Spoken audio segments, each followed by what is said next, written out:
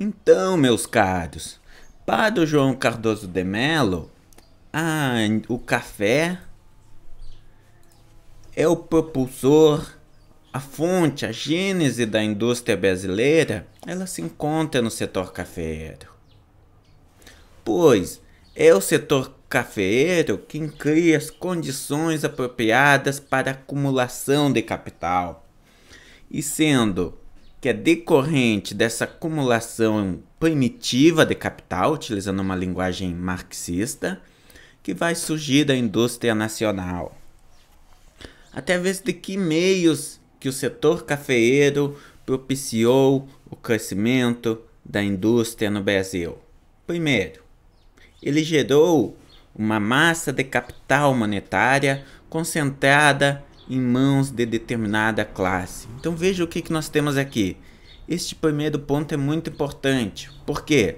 Como que vai surgir uma grande indústria que requer um montante elevado de investimento se não existe o capital necessário? Uma analogia que eu sempre gosto de fazer nessa parte é sobre o modo como que ocorreu o desenvolvimento industrial nos Estados Unidos. Se nós pegarmos os Estados Unidos, eu vou fazer uma representação qualquer aqui, sem qualquer objetivo de ser representativa de fato. Imaginemos o seguinte: os Estados Unidos é esse quadrado, esse retângulo. O que vai acontecer? Qual que é a principal característica que nós encontramos nos Estados Unidos? Este país, ele é grande parte dele é cortado por um rio. No caso, pelo rio Mississippi. Qual que foi o grande problema, um dos entraves enfrentados pelo desenvolvimento dos Estados Unidos? Justamente a presença desse rio. Por quê? Porque esse rio ele limitava o comércio. Imaginemos a seguinte situação: um consumidor, produtor que seja, que se encontrava aqui no ponto A, para que ele conseguisse vender um produto, digamos, para o ponto B,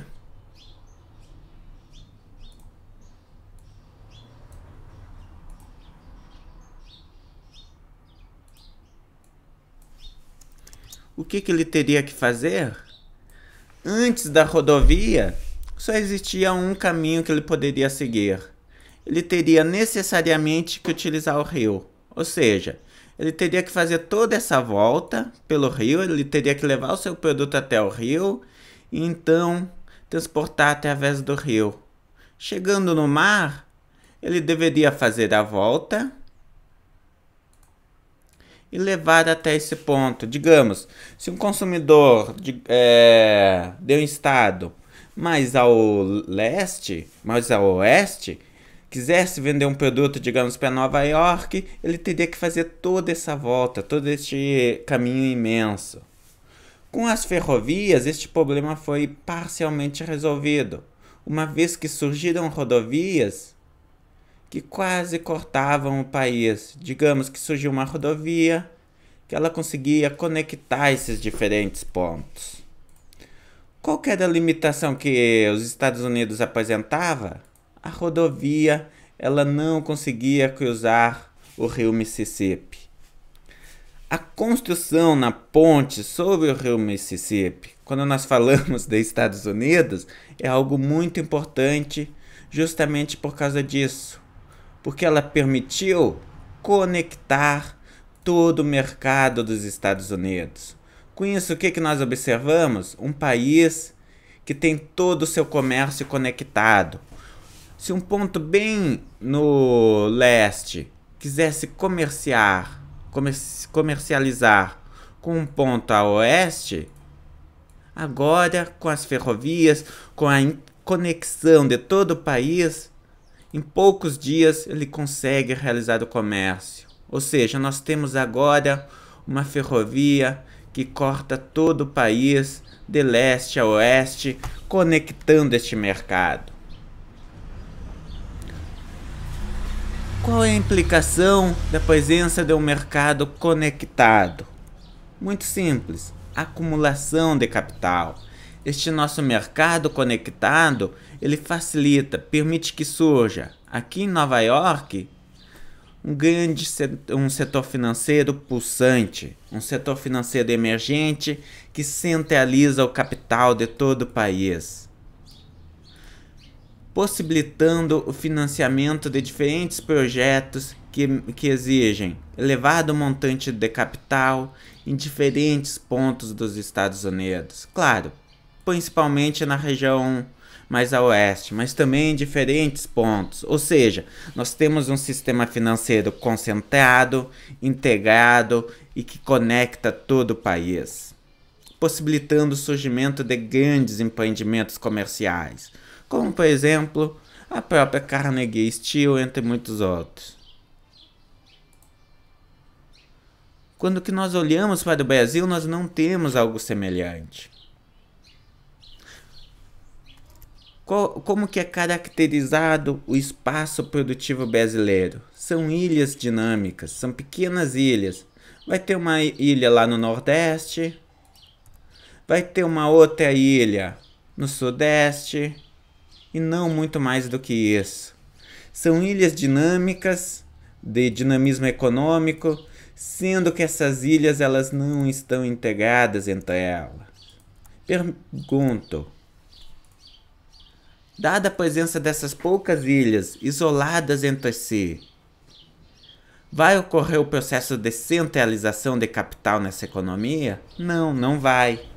Como esse país ele tem uma economia que não se encontra conectada financeiramente, como o sistema financeiro é muito incipiente, o capital necessário, a empreitura, a realização de grandes investimentos, digamos na construção de uma fábrica, de um parque industrial, de uma indústria que demande um montante maior de capital, simplesmente não vai ocorrer porque não existe o capital necessário. O café, ele rompe parcialmente com este problema. Por quê? Porque ele resulta na criação de ferrovias. Então nós temos um grande centro dinâmico aqui no Sudeste. E o que o café vai fazer? Ele vai possibilitar a conexão deste mercado. Ele vai possibilitar a criação de ferrovias, sendo que essas ferrovias vão conectar o mercado. Vão conectar o Porto de Santos com o resto da região, permitindo o surgimento de um setor financeiro, de um setor bancário com certo dinamismo. Claro, nada comparado ao que nós temos, por exemplo, nos Estados Unidos, mas vai surgir um certo dinamismo financeiro local. Assim, quando João Cardoso de Mello argumenta que o café ele possibilitou a geração de uma massa de capital monetário, ele está fazendo alusão justamente a este ponto. Outro ponto importante: o café ele permitiu a transformação da força de trabalho, ou seja, ele permitiu o surgimento de uma força de trabalho muito robusta, de uma força de trabalho que recebe o seu salário, sendo que esse salário possibilita o surgimento de demanda.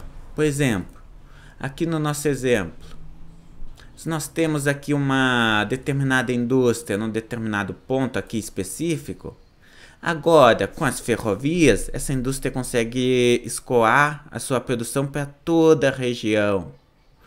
E ao mesmo tempo o café ele possibilita a geração da massa de salários necessários, a geração dos capitais para o surgimento dessas indústrias, e ele também possibilita o surgimento de demanda pelos produtos ofertados por essa indústria.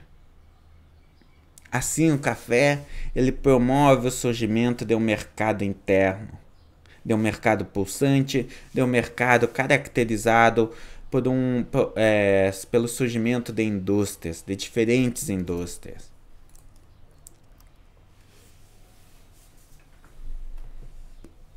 Qual que é o grande problema que nós enfrentamos aqui? É justamente a acumulação deste capital necessário. Vejam o que nós temos.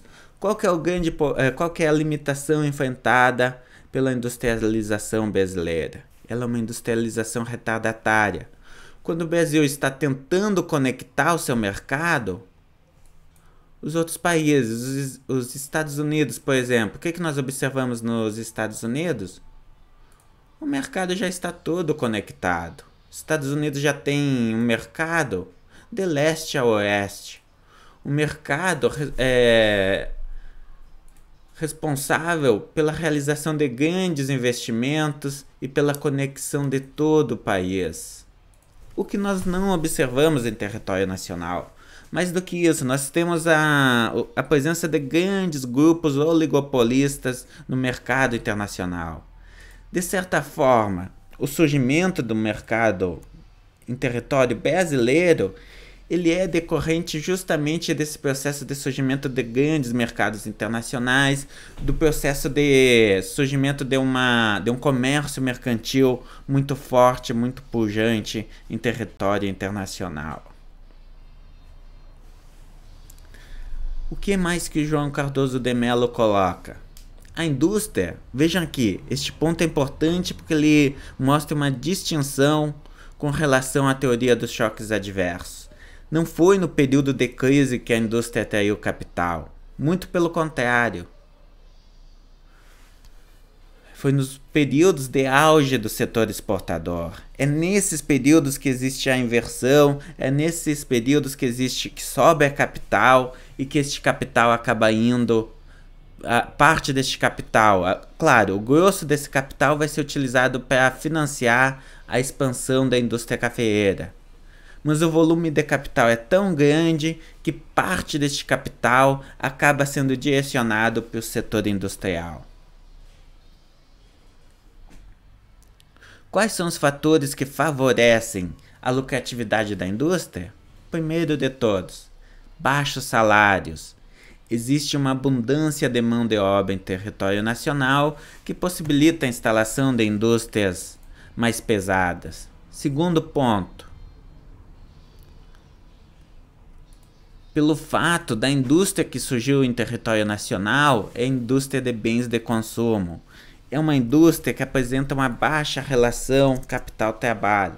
Ou seja, nós pegamos o nosso capital, o montante total de dinheiro, de recursos necessários para colocar essa indústria, o que nós observamos?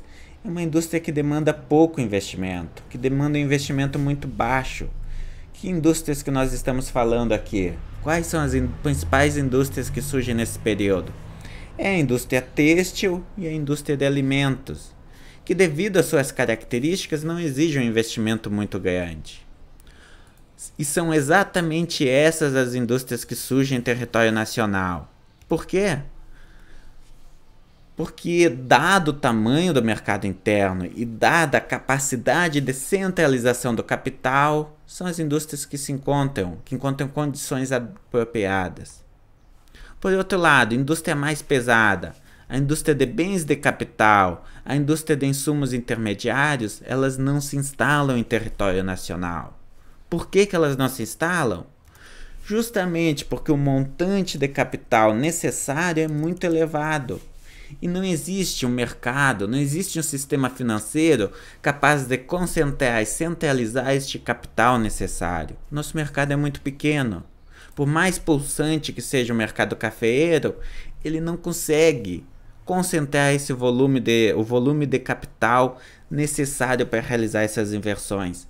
Ainda mais se nós considerarmos que quando o Brasil ingressa, quando o Brasil realiza seu processo de desenvolvimento,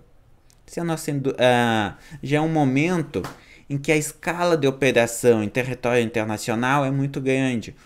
A indústria de aço, por exemplo, dos Estados Unidos, ela já estava consolidada. A escala mínima, o investimento mínimo de investimento é muito elevado. O Brasil ele não consegue. O empresário brasileiro, deixado por si só, ele não consegue, ele não tem condições de colocar uma empresa que exija um montante tão grande de investimentos. Outro ponto importante essa tecnologia ela não se encontra disponível em território internacional. Caso o empresário brasileiro consiga, milagrosamente, obter os recursos necessários, ele não vai conseguir colocar essa indústria simplesmente porque ele não vai conseguir ter acesso à tecnologia. Essa tecnologia ela se encontra concentrada em poucas mãos, sendo que as empresas que detêm essa tecnologia não vão liberar. Elas não vão simplesmente disponibilizar essa tecnologia para que surja um outro concorrente que em um momento futuro possa vir a concorrer com essa empresa pelo mercado existente. Por exemplo, na indústria siderúrgica, pergunto para vocês, quando que o Brasil consegue instalar a indústria siderúrgica em território nacional? Na década de 40. Não sem motivo. O que nós temos na década de 40? A Segunda Guerra Mundial. É com a ocorrência da Segunda Guerra Mundial que o Brasil vai conseguir instalar essa indústria. Por quê? Porque o Getúlio Vargas, se nós formos ver da história do Brasil, o Brasil desde o começo da Segunda Guerra Mundial, ele se declarou como sendo um país neutro. Ao longo da década de 20, da década de 30, o Brasil, em diversas tentativas, ele tentou atrair capital estrangeiro e tentou colocar essa indústria com base em investimento privado. Porém, o empresário nacional ele não detinha o montante de recursos necessários e o capital estrangeiro ele não tinha interesse em instalar essa indústria em território nacional. Qual que era o interesse do empresário estrangeiro? Extrair essa matéria-prima e exportar in natura. Quando, para o governo brasileiro, dado o caráter iminente da Segunda Guerra Mundial, era estratégico ter uma indústria de aço. Por quê? Porque se nós formos ver todas as máquinas e equipamentos de guerra, desde tanques, caminhões, armas, etc., qual que é a matéria-prima básica utilizada nessas armas? É o aço. Assim, neste período, a presença de uma indústria grande, de uma siderúrgica grande em território nacional, é estratégica para o país, é estratégica para as Forças Armadas. Porém, todas as tentativas do governo de estimular o surgimento de uma indústria de aço em território nacional simplesmente falharam.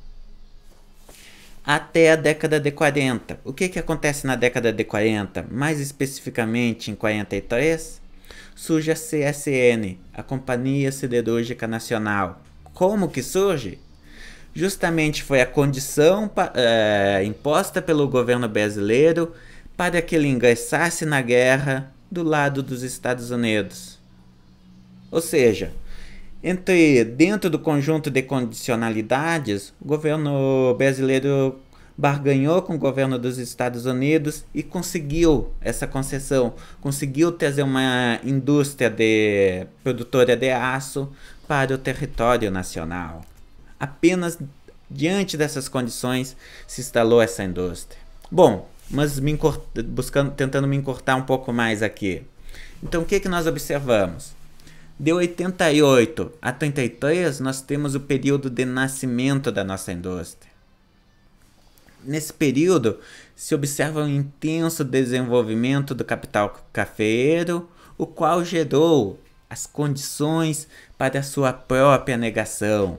Ou seja, o desenvolvimento do setor cafeeiro gerou um montante de divisas de capital que possibilitou a inversão no setor industrial, investimento no setor industrial, fazendo com que o setor cafeeiro, em um momento seguinte, deixasse de ser o setor mais importante da economia brasileira.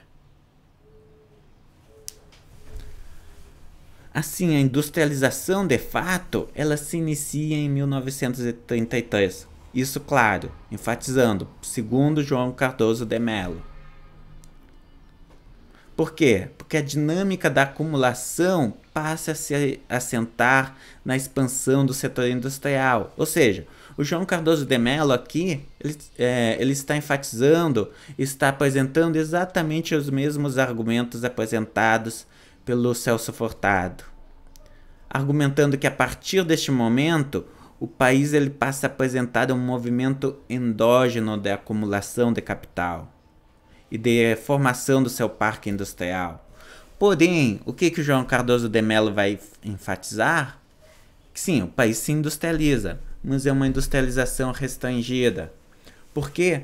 Porque o Brasil ele simplesmente não tem as bases financeiras necessárias para conseguir instalar de um só golpe toda a indústria, todo o setor manufatureiro. Ele acaba não conseguindo instalar o setor de bens de produção. Se ele não tem o setor de bens de produção, ele não consegue promover um processo ampliado de acumulação de capital. Em última análise, ele não se liberta da dependência da economia cafeeira pelo lado da realização dos lucros. Ele se liberta melhor dizendo, ele se liberta da dependência da economia cafeeira pelo lado da realização dos lucros, porém ele não consegue se libertar pelo lado da realização dos investimentos, pelo lado da acumulação de capital. Por quê? Porque ele depende das divisas geradas pelo setor cafeeiro para adquirir as máquinas e equipamentos necessários. E é justamente essa dificuldade em instalar o setor de bens de capital que faz com que o desenvolvimento da indústria brasileira seja tardio, seja um processo tardio, retardatário.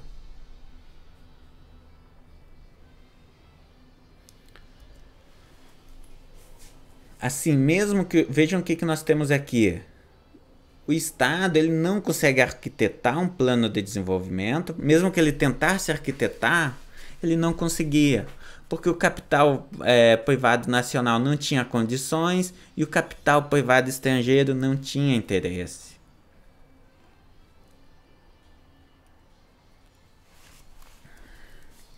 Qual que foi a solução encontrada?